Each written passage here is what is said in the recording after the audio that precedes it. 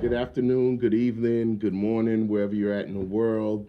Thank you for being with us this afternoon here in the Commonwealth of Massachusetts. We have phenomenal people that have been on today, and we have another phenomenal person on. We have Miss Nellie Medina on, and she's going to talk to us about what's going on in her circle, and she wants to talk to you guys and get you aware about autism acceptance and awareness in Worcester. So thank you for being here, and we enjoy you coming back to our show. Awesome. Thank you for having me. Now, one of the things that you champion, among all the things that you champion, is the autism and people being aware about what is going on. So, first thing, let's talk about the legislative piece. There was a bill that was going around and that had some proponents to it, and you were one of those. You was a champion of this bill. Talk to the people about what it is and what it did. Yeah, so it wasn't a bill, it was a proclamation. Okay. It was a petition that went around to proclaim, for support to proclaim April 2nd as Autism Awareness Day in Worcester. Many of you know that nationally, Autism Awareness Month is in April, and Autism Awareness Day is April 2nd. However, with all of the situation with the Board of Education, merging with the Board of Health, and not really knowing where we were locally with funding.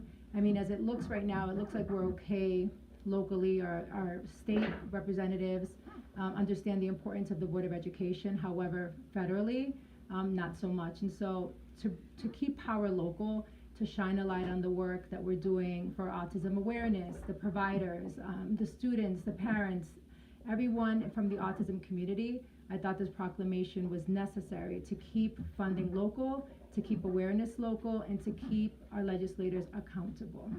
Now, one of the things that we in the community do is focus on some of the legislative things and legislators.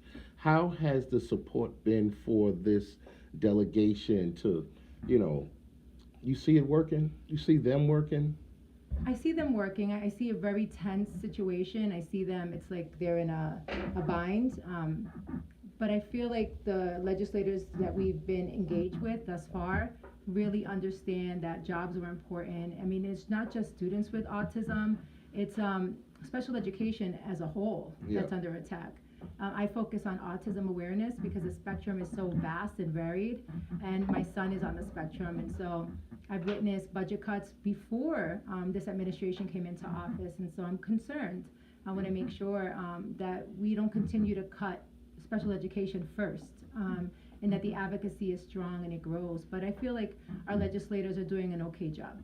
Okay, and that's one of the things we hope that this platform allows you to do is to talk to these people and then push some of these senators, representatives to push into there's some issues that are on the ground. There's some meat and potatoes, dinner time conversations that's going on, and we want to make sure that people in truth to power, that we are saying truth to power to let them know what we are feeling and thinking and want to pursue and to have our taxpaying dollars represent. And that is for you getting more money toward the autism and for people to be aware of it and accepting of it. Now, that's another word, accepting of autism. Speak on that. So the reason that local education around autism is so essential is because we have a lot of folks here from the diaspora of different countries who really don't know much about autism. We have countries that believe it's a curse and others that don't want to talk about it. There's a lot of hidden autism communities within the city, and we want to make sure that we give power to their cultural leaders to apply for local funding to educate their constituencies. And that's giving voice to the voiceless, basically. Big up to the old cats that, who know the voice of the voiceless. But that is one of the things that, it's a good thing, is that you're going to empower people to do something. Empower people and keep our local reps accountable. And I think it's the people that have the power, especially with what's happening in their local government and federal government, to push their representatives to do the right thing because they're under a lot of pressure. They're under a lot of pressure, and it's up to us to keep them accountable. And support them as well as demand from them that they do the best to make sure special education is safe. And it's not just special education, it's our paraprofessionals in the classroom, it's the size of the classrooms, it's the organizations who are service providers taking care of our families and caring for our community. I mean, the span of autism awareness, it goes, reaches way beyond just students and families with autism. And that's a big thing because some people only think that it's in their circle, their silo, but it's bigger than that. And what you're doing is you're putting your face to the front of that. How does that feel being somebody that's in the public eye like that, where you are looked at? You know what I mean? They're looking at you and they're like, well, is she, radical, or is she, moderate, or is she, whatever the name they want to give you? Does this it kind of educates the people about you? Yeah, it does, but I'm connected to the issue, and I find that with most of my advocacy, I think if I'm not, I delegate. I find someone who's doing the work that can address and support said initiative, and I, pass it on, right? Right. And support from the side. But I ran for a school committee in 2023, and I must have knocked on 4,000 doors. Actually, I did. Okay. I met people in shorts and then again in a coat, Seasons going change. around to the super voters twice, yeah. And what I noticed is that at almost every block, one or two houses have children with autism. I remember just being so overwhelmed by the number of adults and teenagers and small children with autism and the amount of families that were home. And we had some really comprehensive conversations. And for the first time, I said to myself, this is it. This is the thing that's going to unite us all. Okay. This is that gray area. They say it's black or white. That's the unifier, because everyone, no matter how much privilege, I'm sure the resources vary, but we all feel hopeless when it comes to autism services and accessing care for our children. I mean, I've met folks who have said, we made $200,000, and because the public school system is failing us and it costs so much to put them in a private program, now we make $100,000. And wow. for a set, a lot of people, they're like, oh, big deal. But it is a big deal because it's impacting all of our quality of life. Right. So I know for myself that I've cried in the bathroom. And, someone who's an education advocate who has fought for millions and millions of funding, state and local dollars, federal and locally, I was daunted and I was embarrassed. And I felt alone and siloed. And it took a while for me to really reach out for help. But once I did, combined with all of these families that I encountered in my campaign, I realized that this is something that we all need to talk about. And so I'm using my platform for that. Like, I will use my platform to raise awareness on issues that I think are important. Okay. Yeah. And that is wonderful, because sometimes people shrink in the midst of confrontations. And that is one of the things that I guess we share, is that telling truth to power.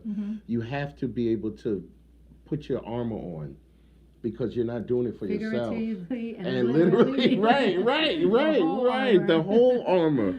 Because you have your family that you're thinking about. Other people have their family that they probably don't know how to address the issue, because like you said, there's some, things that are, taboo to some cultures, or things that are, I was recently listening to a thing about, guys, doing schools in Africa and finding out that, they have traditions there where if a female's on her menstrual cycle, she has to go away for 7 days, away from everybody, because they think that's, whatever they think, that's a curse. A curse, yeah. It's the same with autism. Yeah. There are families that hide their autistic children, and they don't want to talk about it.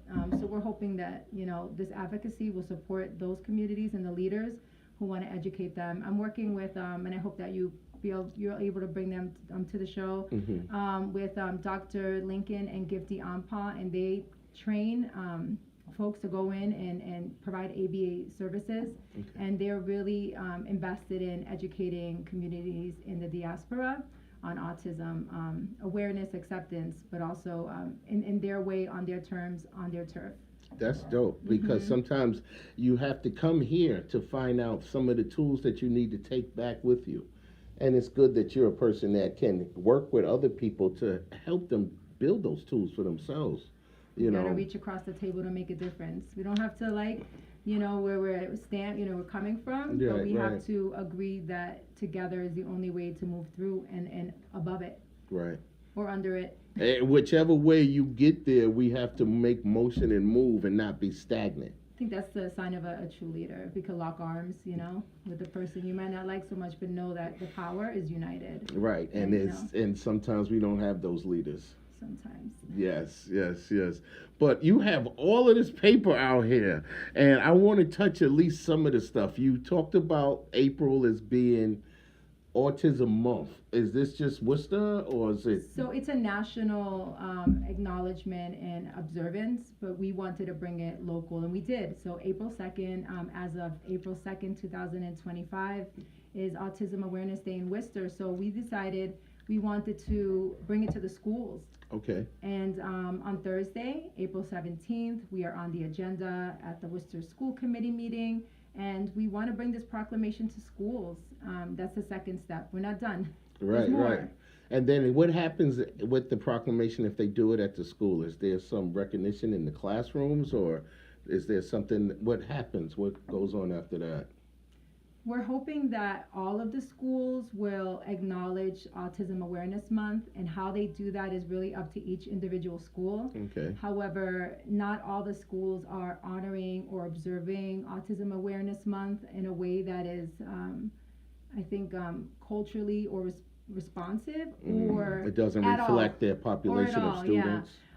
So my son, for example, we had just declared autism, we were the catalyst. It was 30 organizations signed on, and Right. parents, so it wasn't just us, but he was the reason that Okay. I remember walking in the woods and I thought to myself, imagine, I actually said it to a friend, Trump cancels Autism Awareness Month.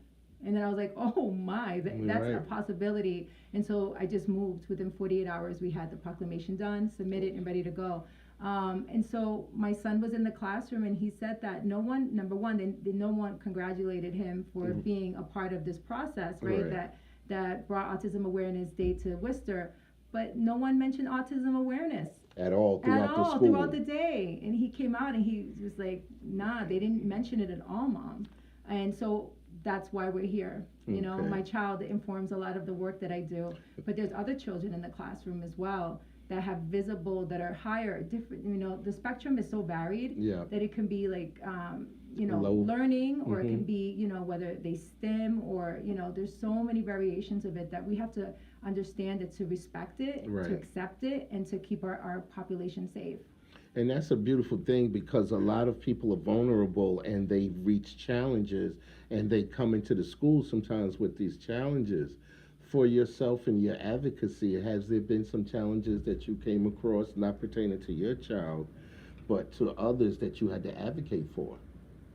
I say yes. I think every parent has had to advocate for their child, and it's not a straight line.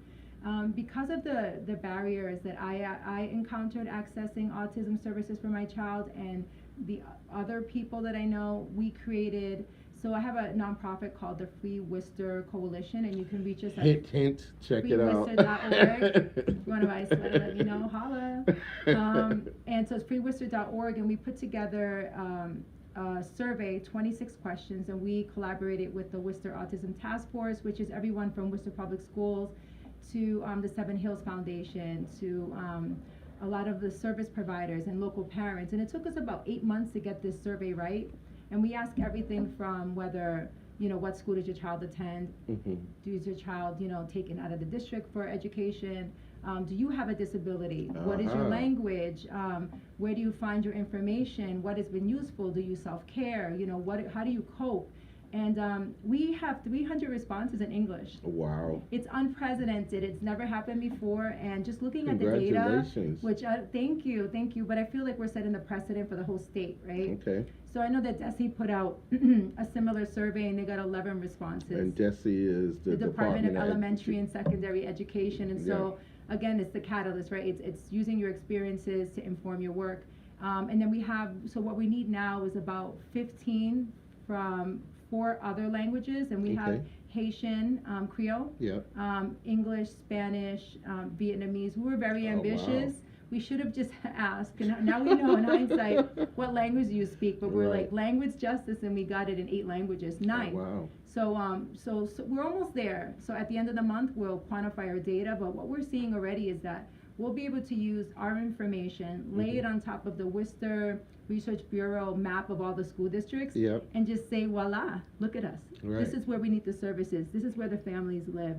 And and then we'll see where we go from there. But the data is data that we'll be able to use over and over again. Mm-hmm. And what we're finding, which makes the autism proclamation for Worcester Public Schools so essential, is that most of the parents, 90%, Yeah. are they get their information first from the Worcester Public Schools. Ah, so if you're going to lead them to water, you need to give them the information through the schools that can possibly help them down the line. Yeah, and I find that most families, and that's why we ask questions like, do you have a disability yourself? What are the barriers to accessing services, right? We'll take the information and they'll share it.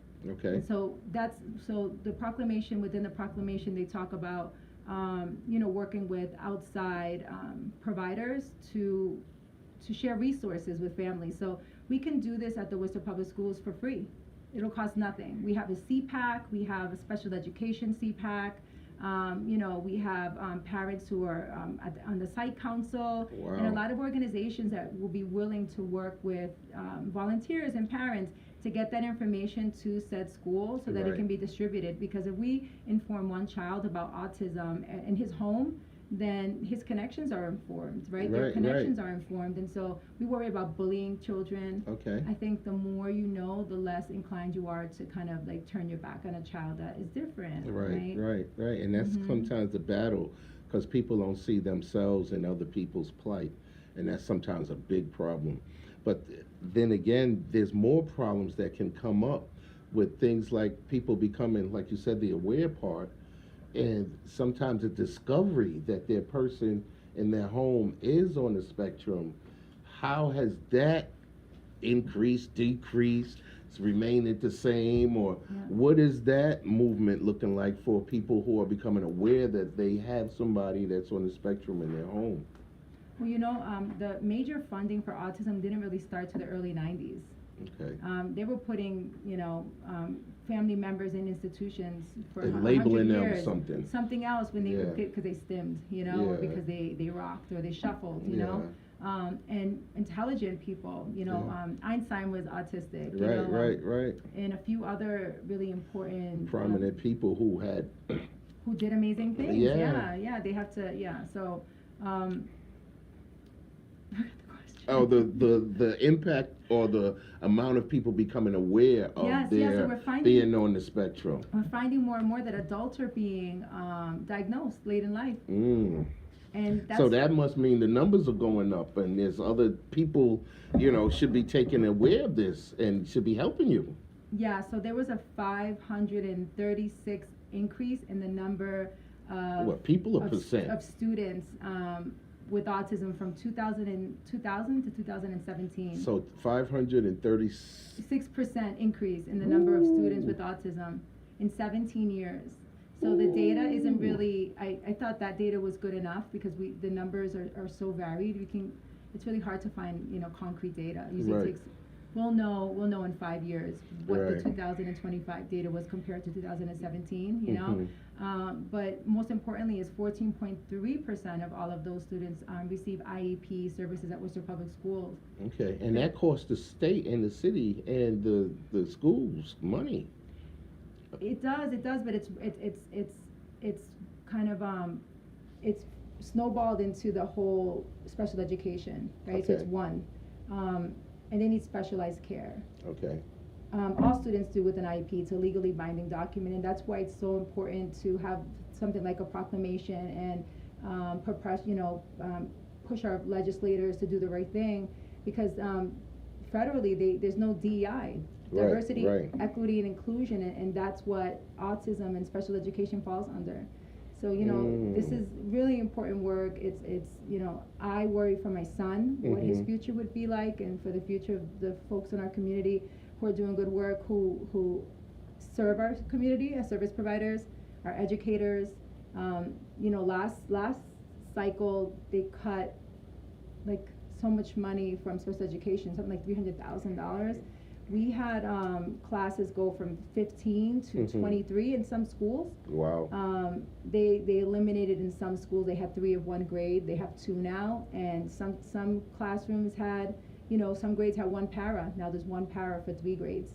Oh my goodness. Yeah, and they let go, I think, 60 educators, and they brought back 41. But it's always special education that takes the biggest hit. Right. And I want to give a voice to those of us who rely on it. And this is not a moment to sit down and just watch. It's a moment to act. Yeah. So in this action, this verb that you're pronouncing, this action word, there's actions that you're taking to kind of get on a board or a committee or a council, or what are you looking to do? I'm looking to raise awareness right now. I'm running for school committee in District E. So I'm hoping that once I'm on the committee, I can support the work of the folks who've been doing this work before I showed up. I'm just showing up and using my visibility and platform, which is what I will always do in my leadership roles. Use my platform to shine a light on the work that's being done. But there's folks who've been doing this work, and we have a wonderful special education CPAC at the Worcester Public Schools. Okay. But we need patience, and we also need to allow the folks who are doing the work to take over, right? Free Worcester, my nonprofit, has goals.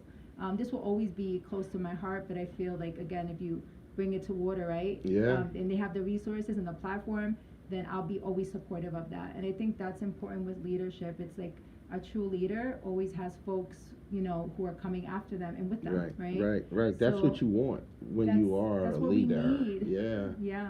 Otherwise, we don't survive. And that's the other thing that I hope, people who are listening to you, it resonates in their ears, where you are a leader. You have to bring people with you, and that they have to champion you after you're gone.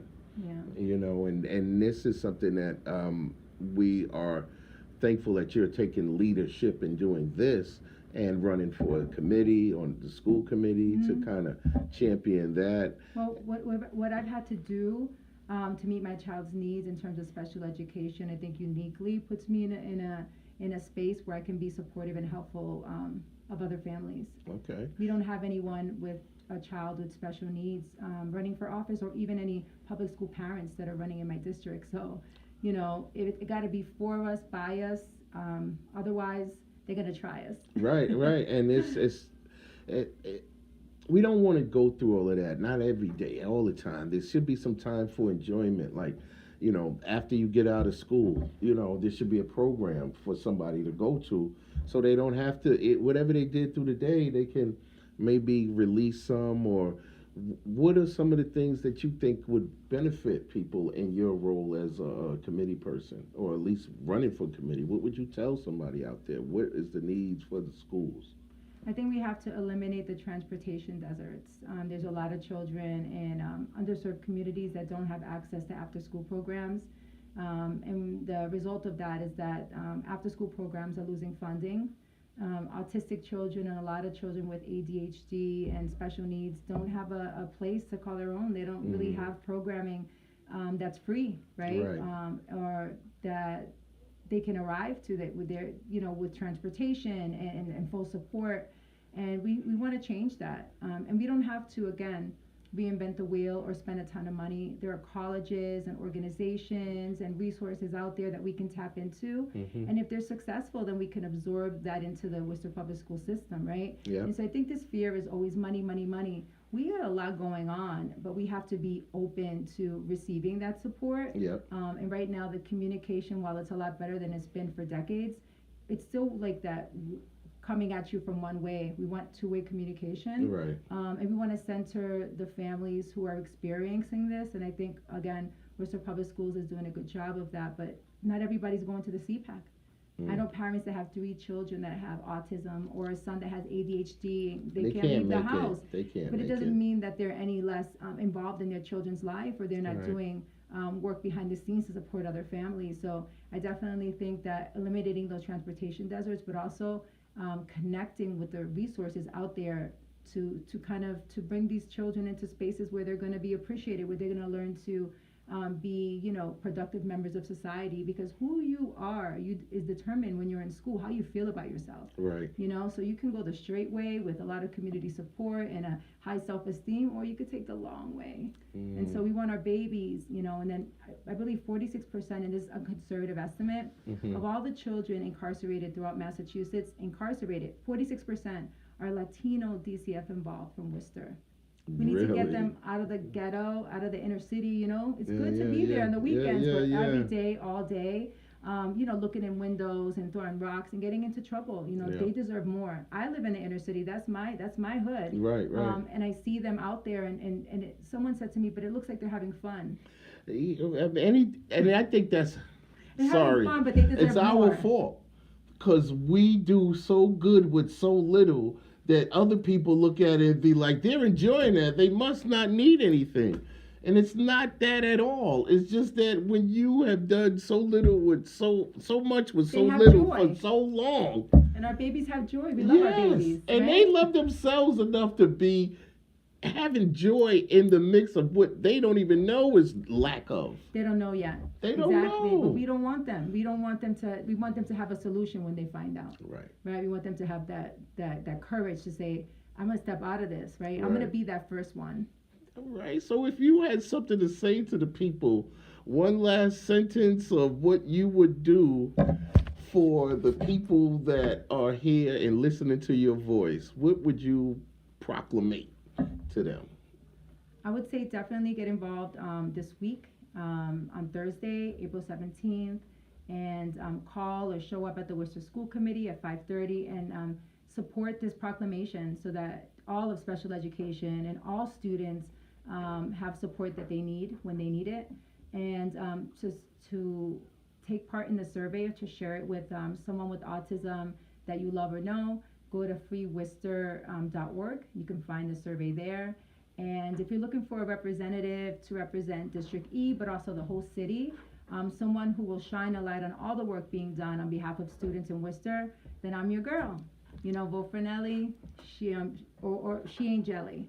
I had an event this weekend, and some kids made some. We did a really fun exercise called slogans and chants, and one of the kids said, vote for Nellie, don't be jelly, and another was like, Nellie nailed it. And so I have that in my mind, those funny little phrases. That's what's up, man. We thank those young people for getting involved and learning how to put together slogans. And if you want a t-shirt or a sweater, here we go, Free Worcester. And she is a billboard for herself, y'all. Remember, Nellie Medina, District E4.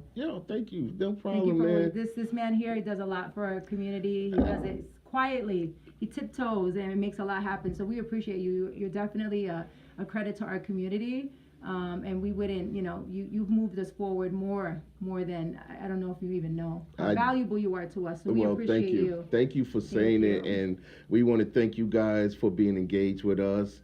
And make sure you look out for Nellie as she continues her work in the autism space, the legislative space, the housing justice space, the equity space.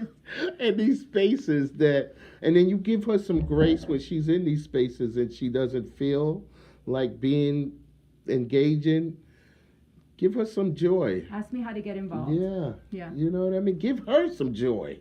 You know what I mean? Don't just keep it, and don't just think she has it all the time. Sometimes you got to refill some of our champions, and we don't want her to get, run out of fuel. So we want to thank her. Continue doing what you do, Nellie Medina. Thank you. She wants to pledge to work for safe, inclusive schools for her 9-year-old and every Worcester public school student. So remember that.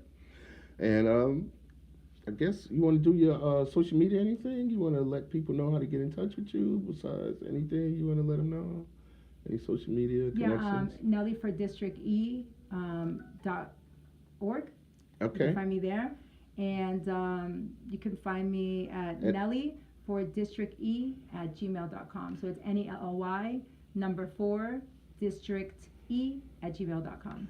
All right, ladies and gentlemen, we had a great night. Thank you for being with us, and y'all have a good evening, and we'll see you on the next time.